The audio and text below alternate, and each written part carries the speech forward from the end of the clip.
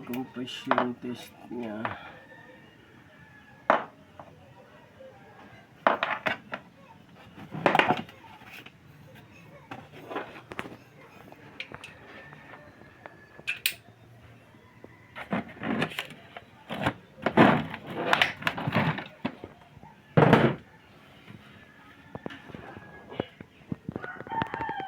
Check na compression test.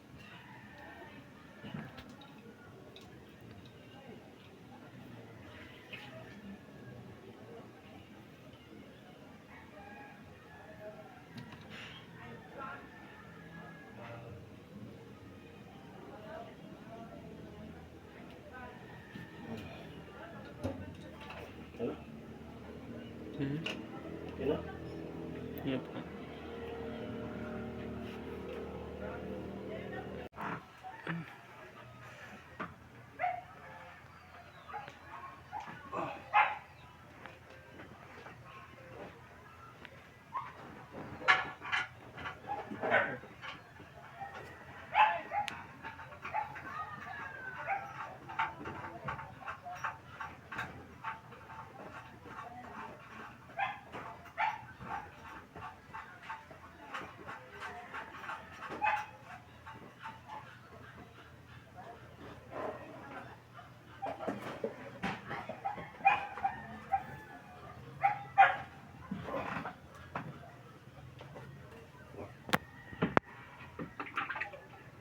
So ngayon guys, ano na namin sir, na change oil na namin.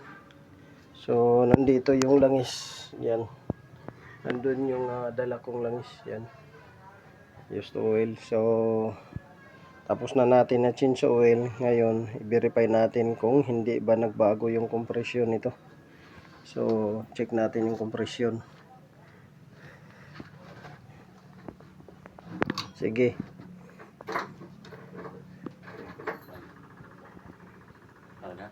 Oh.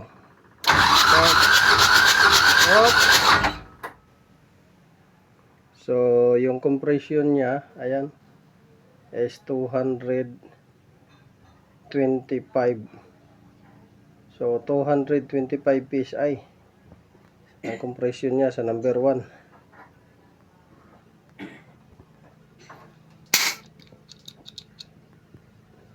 Yan yung compression niya. Ngayon, sa number 2 naman.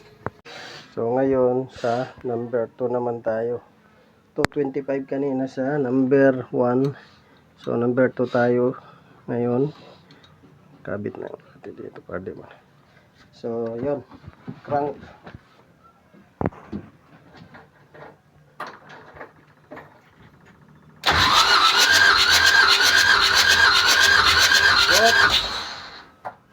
So, dito sa number 2 is 175. Sa number 1, 225. So, yan yung compression niya. So, sa number 2, medyo bumaba ng konti. 225 sa number 1, 175 sa number 2. Yun yung niya. Sagad. So, ating naman sa number 3. So, ngayon dito naman tayo sa number 3. So, number 1, 225 to 250. Sa number 2, 175 lang talaga. So, sa number 3, check natin kung ilan. Sige, start.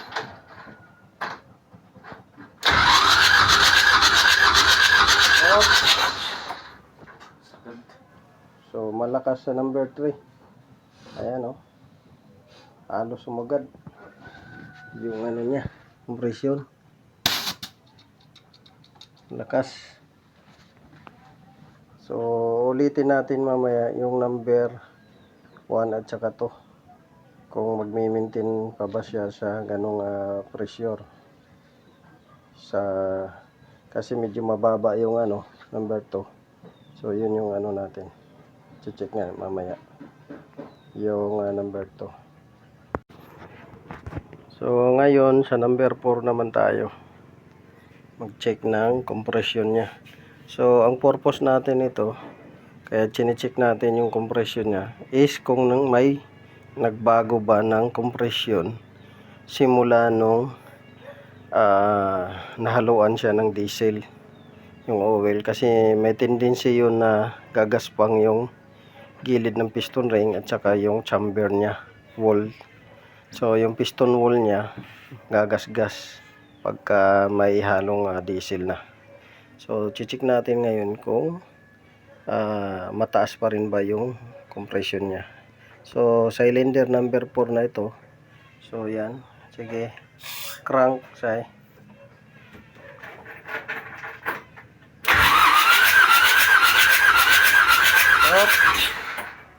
So sa cylinder number 4 is 200. Ayan. So 200 na number 4. So balikan natin yung cylinder number 3 kasi mababa. Balikan natin. So crank say.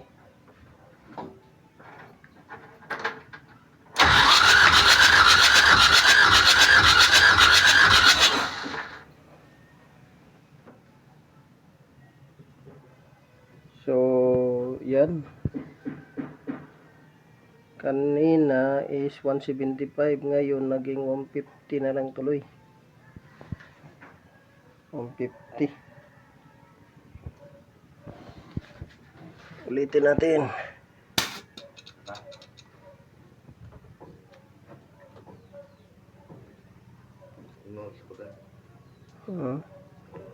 Check natin baka may singaw. Sige.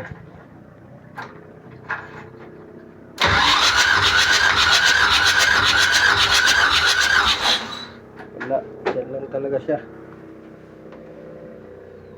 175,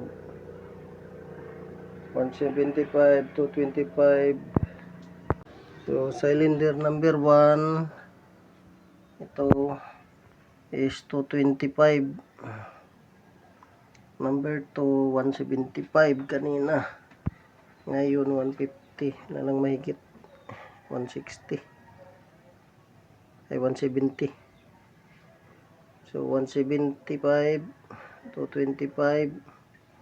So yung mataas yung number 3 lang, iba-iba yung ano. So may possible na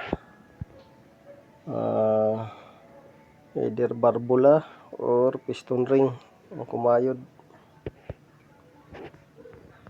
So double check natin uli yung iba kung okay yung compression.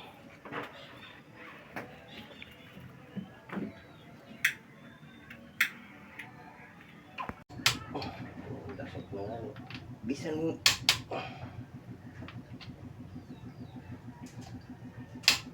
start na natin yun. Sagit sito lang. Bisan di pa mo andar.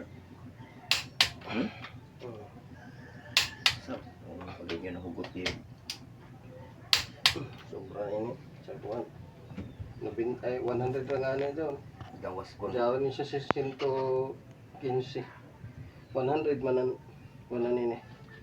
Pero tagbutan 110. Gawas ko niya sunog yun. Gasket yun. Yun masunog ang blockade yun. Pero nga wala. Ya pangalan mo kanda. Wala. Balbulan. Huwag ko nga itong ano sa kuwan. Balbulan. Bisan daga.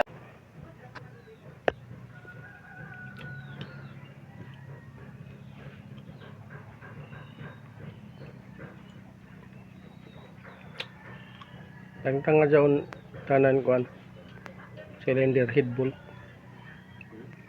Dyan tanan bolt. Madagko.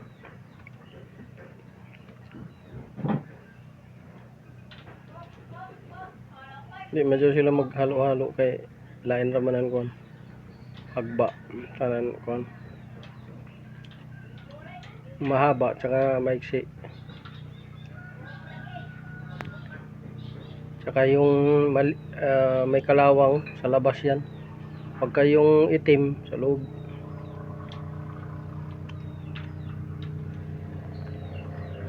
Tanggalin natin yung cylinder head. Palitan na lang yung balbula.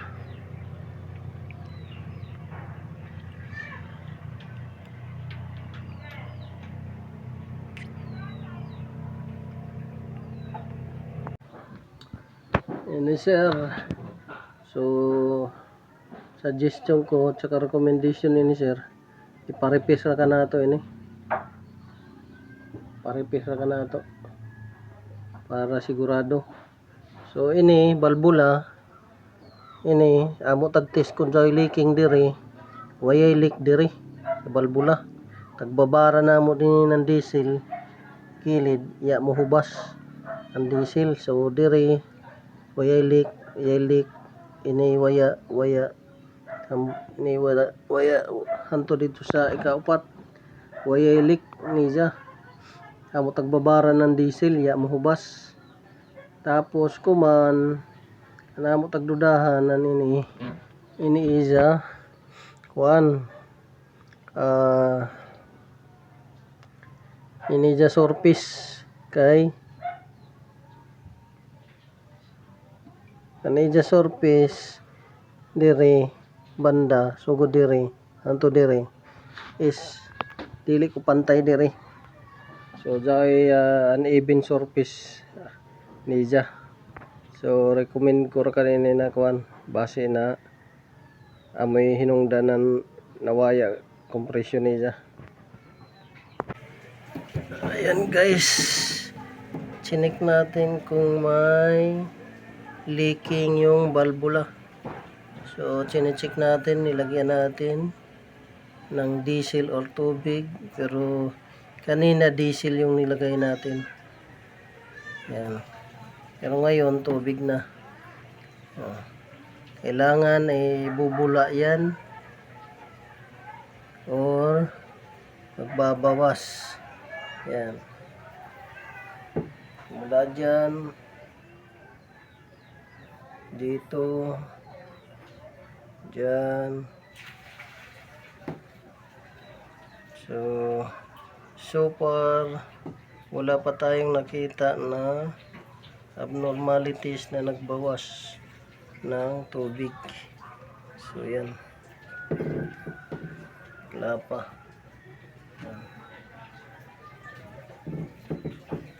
So pagka ganyan, walang singaw yung balbula, intact. Ang may diferensya yung cylinder head surface ito. Kung bakit nawawala yung niya, compression.